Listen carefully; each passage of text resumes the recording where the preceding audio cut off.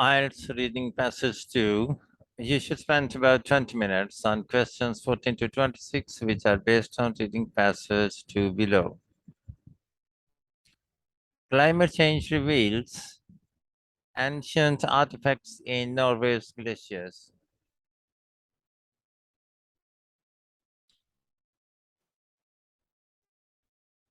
Well above the tree line in Norway's highest mountains, ancient fields of ice are shrinking as Earth's climate warms. As the ice has vanished, it has been giving up the treasures that it has preserved in cold storage for the last 600 years.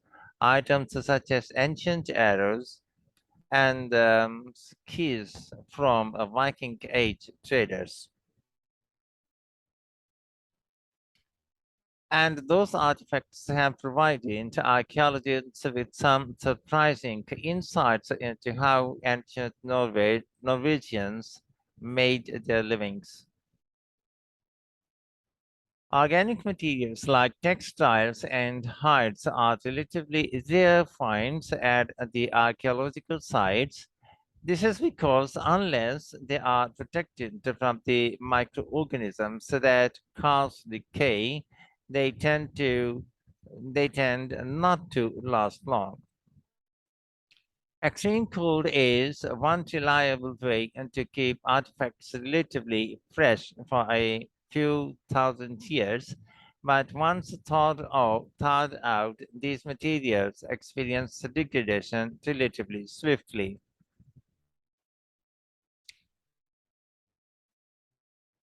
With climate change shrinking ice cover around the world, glacial archaeologists need to raise the clock to find newly revealed artifacts, preserve them, and study them. If something fragile dries and is windblown, it might very soon be lost to science, or an arrow might be exposed and then covered again by the next snow and remain well preserved. The unpredictably means that glacial archaeologists have to be systematic in their approach to fieldwork.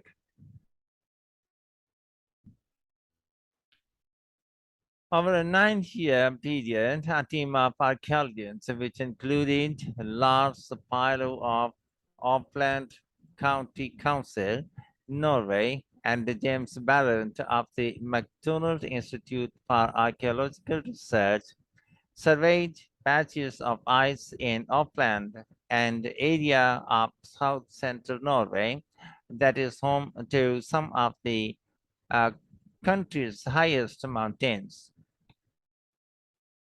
Reindeer once congregated on these icy patches in the later summer months to escape biting insects, and from the late Stone Age, hunters followed.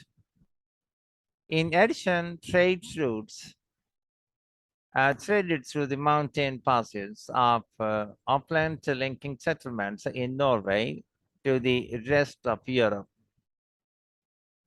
The slow but steady movement of glaciers tends to destroy anything at their bases, so the team focused on stationary patches of ice, mostly above 400 meters.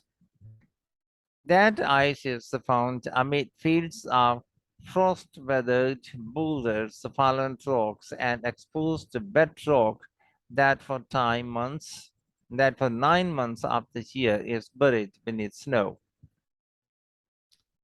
Field work is hard work hiking with all our equipment, often camping on permafrost, but very rewarding. You are rescuing the archaeology and bringing the melting ice to wider attention, discovering a unique environmental history and really connecting with the natural environment, says Barrett. At the edges of the contracting ice patches, archaeologists found more than 2,000 artifacts which formed a material record that ran from 4000 BCE until the beginnings of the Renaissance in the 14th century. Many of the artifacts are associated with hunting.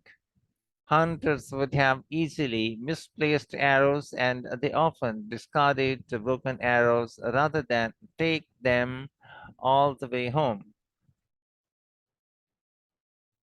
Other items that would have been used by hunters traversing the high mountain passes of Upland. All purpose items like tools, skis, and a horse track.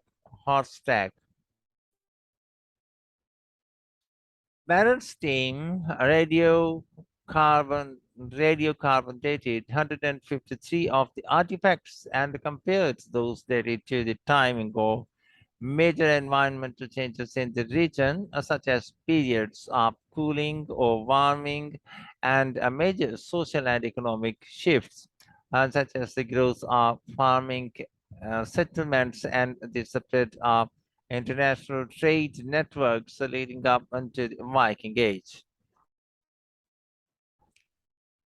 They found that some periods had produced lots of artifacts, which indicates that people had been pretty active in the mountains during those times. But there were few or no signs of activity during other periods. What was surprising, according to Barron, was the timing of these periods. Uplands mountains present daunting terrain, and in periods of extreme cold, glaciers could block the higher mountain passes and mark travel in the upper reaches of the mountains extremely difficult. Archaeologists assumed people would stick to lower elevations during a time like the late Antique Little Ice Age, a short period of deeper than usual, cold from about 536 to 600 CE. But it turned out that hunters kept regularly venturing into the mountains, even when the climate turned cold, based on the amount of stuff they had apparently dropped there. Remarkably, though, the fields from the ice may have continued through this period, perhaps suggesting that the importance of mountain hunting increased to supplement failing agricultural harvests in times of low temperatures, says Barrett. A colder turn in the Scandinavian climate would likely have meant widespread crop failures, so more people would have depended on hunting to make up for those losses.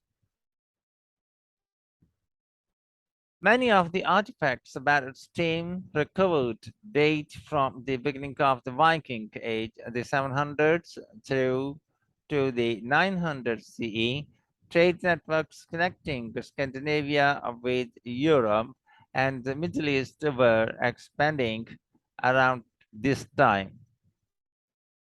Although we usually think of ships when we think of Scandinavian expansion, and these recent discoveries show that plenty of the goods traveled on overland routes like the mountain passes of Upland. And growing Norwegian towns along with exposed markets would have created a blooming demand for hides to fight off the cold, as well as antlers to make useful things like combs. Business must have been good for hunters. Norway's mountains are probably still hiding a lot of history and prehistory in remote ice patches. When Barrett's team looked at the dates for their sample of 153 artifacts, they noticed a gap with almost no artifacts from about 3800 to 2200 BCE. In fact, archaeological finds from that period are rare all over Norway. The researchers say that it could be because many of those artifacts have already disintegrated or are still frozen in the ice. That means archaeologists would be extracting some of those artifacts from retreating ice in years to come.